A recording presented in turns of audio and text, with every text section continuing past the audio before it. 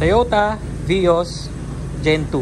So push start installation with remote start. Version 1 tong kinabit natin. Nag-avail na rin sir ng alloy case tsaka ng signal lights natin. So front and rear yung nilagay natin. So pakita ko sa inyo kung gaano kalakas yung signal lights natin. Yan siya. Okay?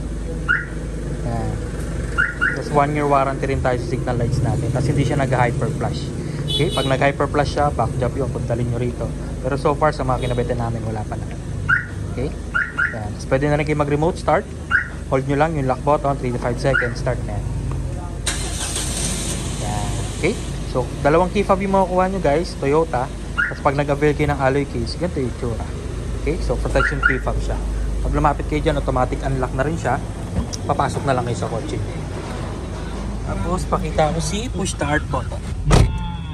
Hina natin yung sounds. Head unit, available din sa shop natin. Then ito yung button natin. Okay, version 1, kulay blue ang illumination. Pag aksidente na pindot, hindi po mamamatay yung kotse. Then matic transmission, park lagi, tsaka handbrake. Kapag naka-driver, naka-reverse, never nyo siyang mapapa-start.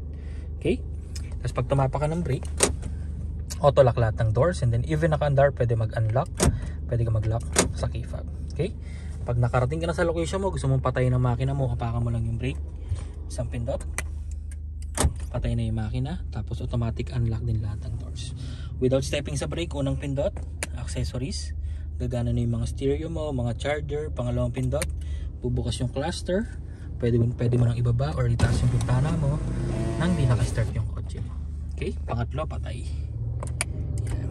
Okay, then kapag nakalock ang system or naka-engage ang alarm system, wala pong ilaw ang ating push start button. Kapag naka-engage lang siya, mag-iilaw, and then you can only start your car if naka-disengage yung system sa push start button. Okay?